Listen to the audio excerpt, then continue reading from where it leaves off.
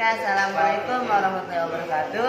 Nah, jadi di sini saya akan mempresentasikan tentang kitab Ubudiyah, yaitu tentang bab sholat. Nah, apa sih sholat?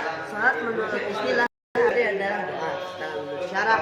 Artinya ialah perbuatan dan bacaan yang diawali dengan takbir dan niat dan diakhiri dengan salam. Nah, bacaan-bacaan yang diucapkan dalam sholat itu ada dua bacaan, yang diucapkan dan yang di dalam hati. Nah, yang diucapkan itu misalnya seperti baca takbiratul ihram, Allahu akbar, itu diucapkan.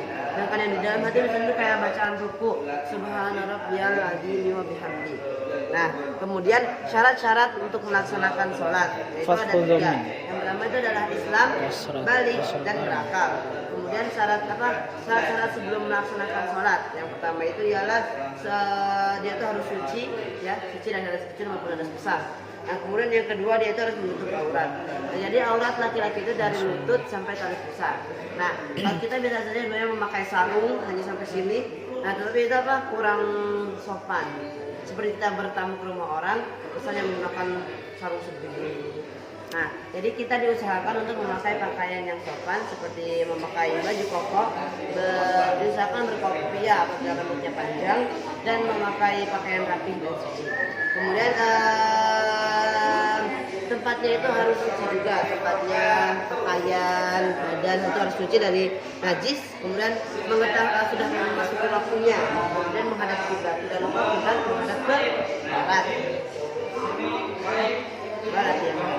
Nah, kemudian rukun-rukun sholat. Rukun sholat yang pertama itu ialah niat. Ya, jadi niat. Yang kedua itu berdiri bagi yang mampu.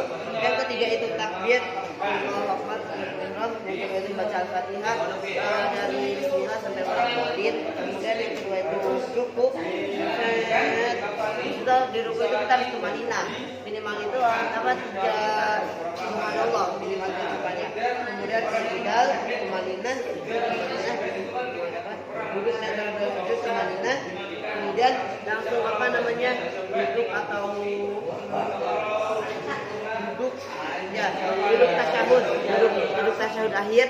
Nah, di dalam duduk tasyahud akhir itu melafalkan doa tahiyat atau tahiyatul mulk. Kemudian tidak boleh membaca doa, yaitu kayak membaca salawat kepada kanjeng Nabi, Allahumma shalli ala Muhammad wa ala Ibrahim, dan baca salam hal-hal yang membatalkan wudu. Hal-hal yang membatalkan wudu yaitu ada berbicara. Jadi misalnya ketika kita sholat, jangan ganggu, nah itu sudah batal. Kemudian bergerak lebih dari 3 kali. Misalnya itu lagi diam, set, gatel lagi, nah itu udah batal. Kemudian datangnya hadas.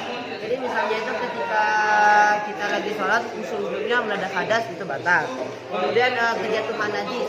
Misalnya itu kita lagi sholat, ada anjing yang lagi mencingin, itu kan anjing. Apa itu anjing? Najis yang tidak dimaafkan, maka itu batal. Apa itu anjing? Auratnya terbuka. Jadi misalnya itu ini ada Mas Duli dan Mas Huda lagi sholat. Kemudian sarungnya diangkat Mas Duli terus. Auratnya tidak segera ditutup, maka itu akan batal. Tapi apabila ditutup, maka itu masih bisa dilanjutkan. Kemudian berubah niat. Nah, jadi misalnya itu ketika kita ingin sholat, kok berwudu ya? Nah, kita ngomong kalau hujan itu batalin aja. Nah, itu udah batal.